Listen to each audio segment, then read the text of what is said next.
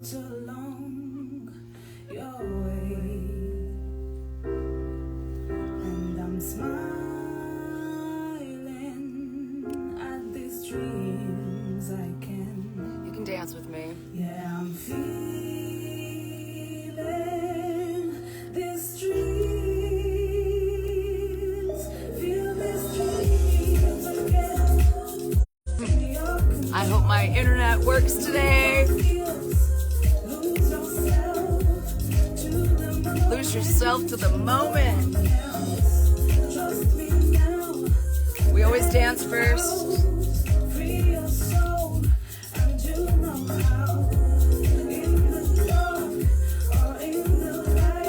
can wiggle in your chair.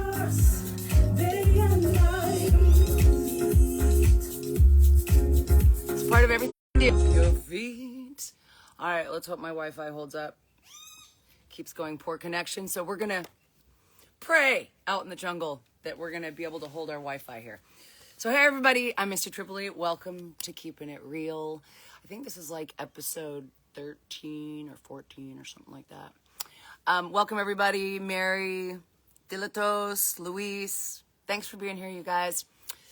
So, if you're new to this channel, if you're new to these broadcasts, number one, you can watch all the episodes on my highlight reel on my Instagram, starting from the beginning, which is where I started talking about how I bought my land and all of the logistics. So many people had so many questions. About how, how do you do that? Move to Mexico and buy land and do all that stuff. So a lot of that covered that. And then I went into the story behind it because people were like, how did you make your money? And how did all this come about? So I turned it into this little broadcast because the stories it's not one thing. There's so many things. So last week we covered, or last week was my birthday, so I didn't go live, and I had the best birthday. Oh my God, it was so delicious. Spoiled myself. But the week before that I was in Montreal, and my last one was that I was in Costa Rica and I had done ayahuasca. And beautiful, amazing experience. Like, just gave me another level of clarity in my life, and just affirmed that I'm in the right place doing all the right things. Time it pauses, I'm gonna pause. So this week, I'd like to share with you guys the magic of how I actually found my land here in Mexico without looking. I was not looking. This is what's awesome. And I had come to a part in my life where I had finally, altered my beliefs around money, my energetic blueprint around money, and I literally felt like I had turned into like this beacon of abundance. Like I felt abundant, like in my cells. So I had done the work to shift everything, and I had started making really good money. And it was crazy because I grew up with no money. My mom had 7 children, single parent, busting her balls to take care of her kids. And there wasn't extra. It wasn't about that. There was never, my beliefs around money growing up where there's never enough. Money's hard to get. You have to work really hard. Like I had to really go back and look at these beliefs that had been programmed into me when I was younger. I didn't choose those beliefs. It was just like, that was what I was exposed to, and that's what I saw. And like, I remember growing up, it was like, and I don't know if you went through this, but it was like, I thought I would be like, a successful life is that, you go to school, then you get married, you have kids, you buy a house, like that whole thing. I really thought that was the way that you do it. I didn't see anyone doing anything other than that. That's just, unless they were, and movie stars were untouchable. So I'm sorry for the unstable. It's going to pause every now and then. I apologize. Stick with me. Be patient. And I never had money. I made good money, but I always spent all my money. I was living in debt. And then when I shifted everything around money, money came fast and hard, like mind-blowingly, money I'd never seen in my whole life. Just like my business was exploding. But what was really cool is that it wasn't because I was working harder and I wasn't pushing harder, and and this is something that I really, like anyone out there that's just like, I don't have the money. Money might be one of the struggles in your life. And that was me most of my life. I'm 54. I didn't figure this out till I was in my 40s. Okay, late 40s. We're talking like 45. I didn't figure this out. I'm living month to month up until that point. Okay, I never had money in savings. I never had anything. And so now I'm starting to make this money, and I'm feeling like oh my God, but I'm not working harder. I'm actually doing what I was doing is I was actually taking, like, really enjoying my life, doing the things that I loved, filling my life with the things that brought me peace, dancing all the time, partner dancing, going out salsa dancing. You know, I just spoiling myself rotten on every level and just in every way I possibly could. And I believe that that's what we're like. I don't think like this beautiful planet thing that we live on that just gives, and it's so abundant. I mean, all I had to do was look at nature, and nature just gives and gives and replenishes and gives and replenishes. And you look at a fruit tree, it'll just give you more than you could ever eat. You know, it's just like, and you know, I look at like concrete on a street, and you'll just see that weed or that tree breaking through the concrete that's like, try to stop me, motherfuckers. Like nature. And we are part of nature, but we block that abundance, the nature, that our nature to receive. And especially as women, we're literally built to receive, right? So I had tuned into that my ability to receive, not working harder. Actually, I wasn't working that much. I was just enjoying my life, and you know. So I'm in Costa Rica. I had just finished ayahuasca and a big, beautiful, you know, my 10-year anniversary with my retreats, and you know, had almost 100 people on the beach in Costa Rica, and it was just, everything was epic.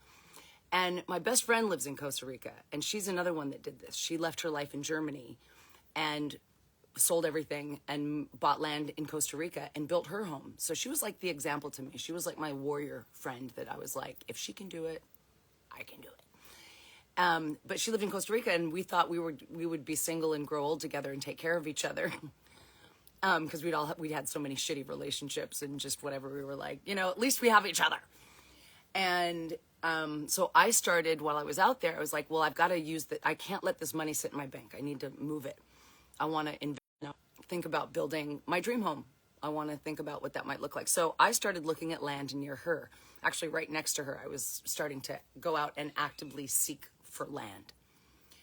And I didn't really enjoy the process. I looked at a couple properties, and I was just like, God, I don't like how this feels. Like, you know, it takes all day to go and do this stuff. And so I'm on my, I looked at a couple lands, and they were really expensive. Costa Rica is very expensive, by the way. It's the Switzerland of Latin America. Not just the land, but the food, everything is expensive there. And it's beautiful, but that shit's expensive. And I'm on my way home. I'm stopping in California, and then I catch wind of COVID. You know, we start to hear this thing out of China, blah, blah, blah, blah, blah. And I'm like, oh, God, get me home. Get me home. Like, I've got to get out. Get me back to Mexico. I do not want to be stuck in the United States. Like, get me back to Mexico. And it was awesome because Mexico was the only country that didn't lock down or close its borders or require vaccination or anything like that. So I get home, you know, all the world goes to craziness. And I just kind of decided that I'm not going to look for land. I was just like, you know, when I was of the mindset now, I felt like I was such a powerful manifester. And I was just like, when my land's, it'll find me when it's supposed to find me. I'm not going to go out there looking for this. Like, I just put it out there, and I like to commit, like, people pray, but I have this like relationship with what created me that's like my homie. And I like to act like that. Like, and whatever created me loves to give me everything I desire. And I talk to a creator, whatever you want to call it in your world. Like, I talk to it like I would talk to my friend. Like, yo, motherfucker, this is what we're doing. Show me, bring it, make it obvious. Like, come on. I can't try to be reverent and fake something that isn't authentic to myself. So I started my religious stuff was my own personal expression, because I knew that's how it had to be. The more authentic it was to me, the more powerful it was. Instead of trying to adopt other people's spiritual practices, I realized, like when I woke up, when I smoked weed and I woke up, I was like, oh, no, no, no, no. Why am I copying everyone else's way? Why would I ever copy anyone else? I'm doing this my way, authentic to me. Like whatever created me doesn't want me to fake it and try to be, you know, spiritual or whatever you might call it. So I'm just authentically myself, and that's how I deal with everything in my life. And so that's what I commanded to the Almighty. I was like, yo, bring it. When it's ready, you bring it. Totally forgot about it. Boom.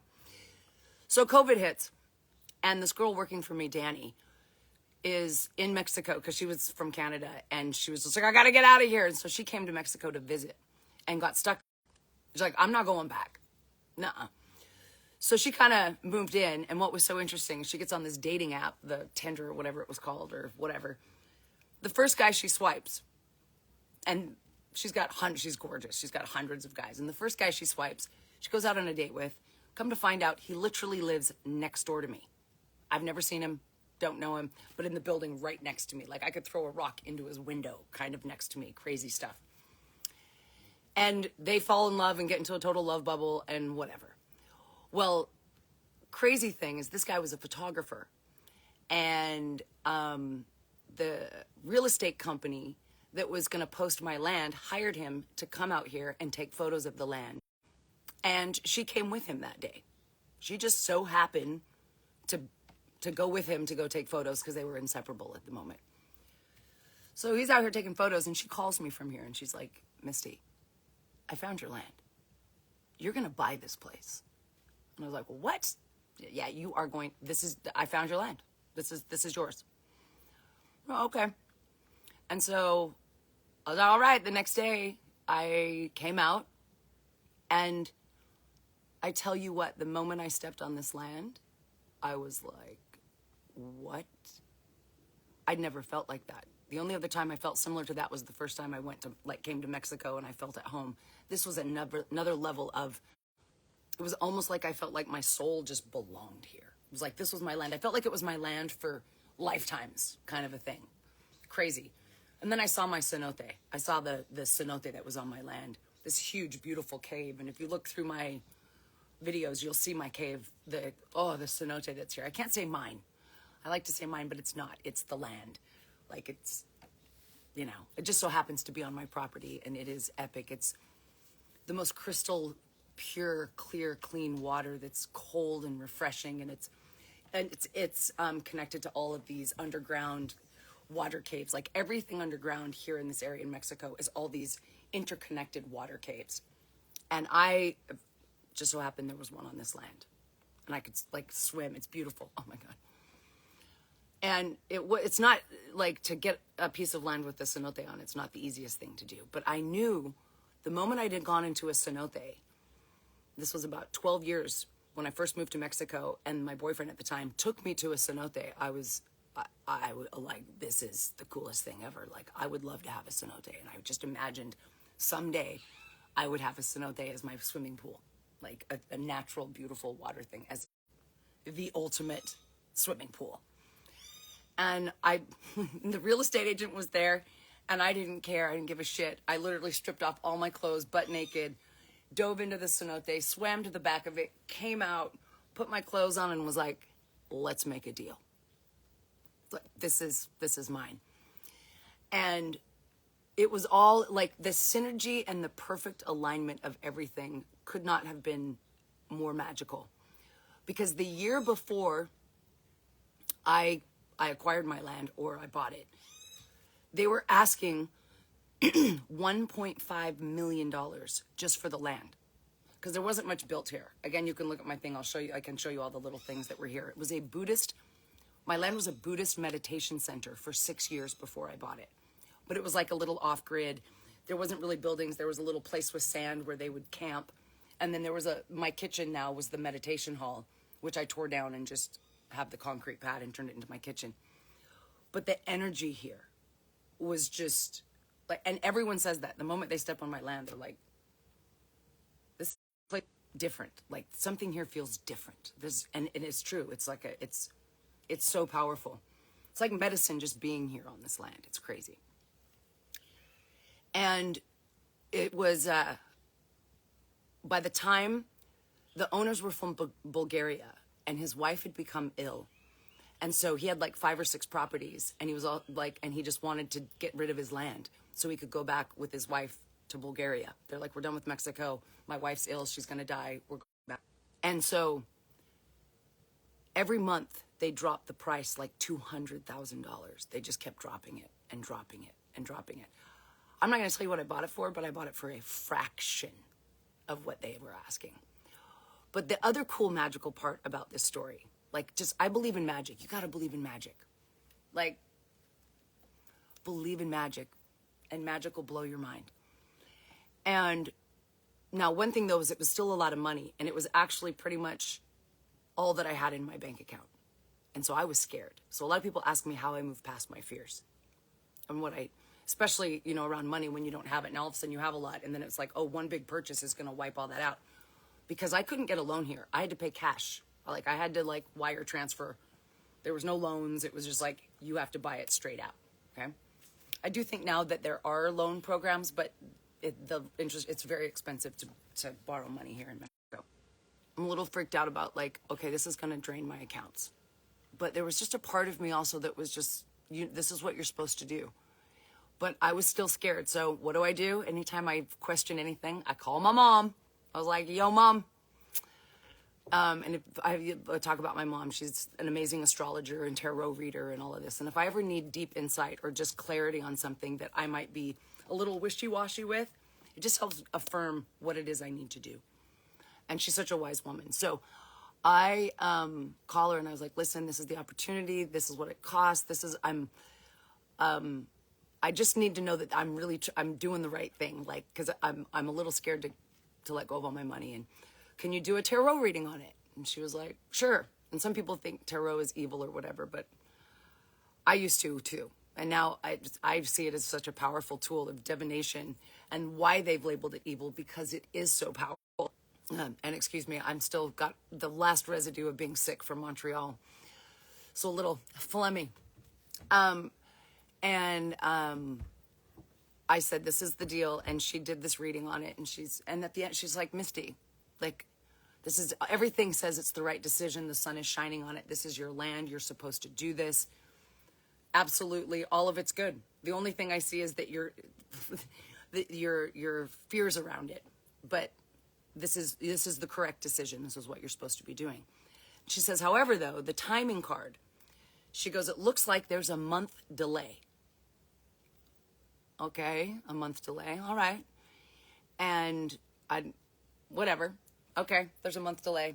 So I knew it was what I was supposed to do, whatever. And these guys were desperate to sell. And so I had made the offer, and then a week goes by and I don't hear from them. Like, huh? These guys were desperate for me to make this offer. They were ready to dump this land. So I call them and I go, hey, listen, like, what the fuck? Like, you know, I thought we had a deal. And he said, well, we found someone that was willing to pay $50,000 more than you, so we're going with them, and thank you very much. We won't be taking your offer. We're going with these other people. And I was just hit with like, what? This is my land. I know this is what I'm supposed to do. Like, my mom told me so. But not just that, but I knew it. And I was okay. And it just sat so weird. This is so wrong. Like, this is my land. And I just, all right, this is, you know, there's nothing I can do about it. I can't offer them more money. I don't have more money to offer them. So it has to be what I can offer them. That's it. And funny enough, 3 weeks later, almost 1 month to the day, man calls me and goes, hey, they weren't able to come up with the money, so we're willing to take your offer. I'm like, yeah, that's what I thought. So it's just like magic after magic. My mom telling me a month delay. It was like, it was on the money, right on the nose. And then I found the right people. Because keep in mind, being a single woman, you know, my family doesn't live here. I've got friends here, but they're like friends from here. Like my lifelong friends are all living and they live other places. So it's kind of like being alone in these big, huge decisions and doing this and buying land in a foreign country where I speak Spanish enough, but not enough to like do legal documents and buy a land. Like, I'm not that fluent. So it's a little scary, and you've got to find people that you trust. So I was fortunate that I, again, was commanding, give me the people that are going to guide me through this whole thing and take care of me and help me do this. And just what was funny is that same dude that my friend was dating, my real estate agent came through him. My personal assistant came through him. He left. He served his purpose, which was to help me get my land and have all these amazing people in my life. It was awesome. She sacrificed herself for me. It was awesome. No, we got so much out of that relationship. And it's funny when you look at your relationships, the reason why you had those, the great things that came from them and what maybe you learned about yourself or it shifted you in a different direction. So, yeah, the right people just appeared and walked me through the whole thing and helped me. And that's why it's like, if anyone's out there that's interested and you're like, I'm really thinking about this, I'd love to invest. Even if it's not living full time, this is a great place to invest.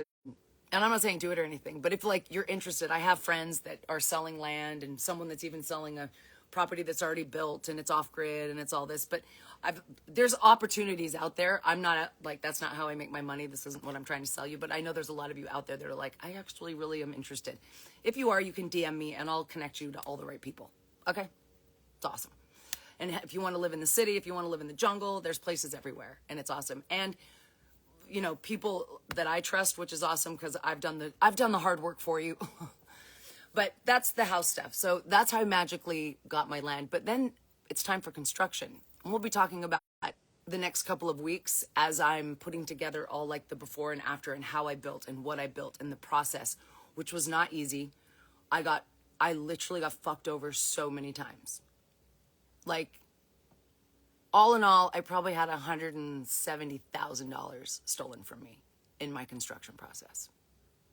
Like, it was not like, but there's also, I know an inner reason why that was happening. And I'll go into that next week. I don't want to keep you too long today because I like to rant and talk. But there were some interesting internal things. And it's interesting how the external reflects what's going on internally. And it all works that way. And the reason why I tell you this story is because, like I said at the beginning, I believe in magic, and that if you aren't in awe of how this even exists, how you even exist, how your heart even beats, and the magic behind that, and the intelligence and the wisdom and the power behind that, and tapping into it can be your greatest power. And when you do tap into it, that's where your authenticity comes from, where your intuition, where your guidance comes from. Like, it's like a superpower. And a huge part of what I'm doing online, yeah, it's to share my life. And I know some people are interested in all the off-grid stuff, but so much of it is that my greatest wish is to help anyone show you how to reconnect back to yourself in your body, embodied, enjoying being in your body and living your best life. And I don't do airy-fairy, wooey-fooey shit. I'm a logical, practical person, and I know the shit works. And how important it is to trust yourself, get into your body. And I don't want to empower you. It's you just tapping into your own power. Empower yourself. And I'm super excited. I've got a couple things coming up. Number one is I've created a Groovin My Life, like being the boss bitch of your life. It's an online workshop. It's 4 hours long. It's on October 19th. You can go to my link tree and you'll see it up there. It's called Groovin My Life. And because that's what I do. And I want to, my whole thing is I want to help people groove their life your way, on your terms, your blueprint. Don't copy anyone. Follow your heart and how to do that and practices that help do that. So if you're interested in doing that, there's a workshop. But also, if not, there's a free download for you. If you go to the Groovin My Life link, at the very top, there is a self-love shift workbook that is completely free for you. So if you just want to check that out and see what that's all about. And we're going to keep doing this. If there's topics you want me to talk about, things you want me to address, from relationships to all the shit, I've been through all the shit. And I know we all have. So if there's things, write in the comments, things you'd want me to share about or what you're interested in knowing, how I can help you. And last but not least, I will be having a retreat the first week of April of 2026, very near my home. We're going to come here and actually have dance parties at my house. because we're so close in my studio here. But this beautiful ecological resort that's very close to my house. And it's 6 nights, 7 days, women only. I used to let men come and let couples come, but I've just found having a container of women only, it allows us a little bit more safety and freedom to really just let our hair down and talk about the shit we have to deal with. And men, I love the men. I love y'all out there. I do retreats where they're, but this one is not. This one is a women only. So if you're interested in that, you can go to my link tree too. If it's not up there yet, I hope it's up there. We've been working on it. Something's been happening with the PayPal connection. And so if it's not there, I'll link it in my broadcast channel as well. If it's not on my link tree yet, I'll make sure that you have it. But I just want to let you guys know it's coming. And I'm super excited. Thank you for being here. Heidi and Mina and Nurse, SO and Boho. The names you guys create on Instagram are very hard to read. And I love you. So thank you for being here. I appreciate it. And share with your friends if you think it would help or resonate with anyone in your life. And let's keep on keeping on. Have a fabulous Sunday. Go enjoy yourself. Go outside. And I'll see you next week. Massive love to you all. Believe in magic. It's real. Love you guys. Have a great day.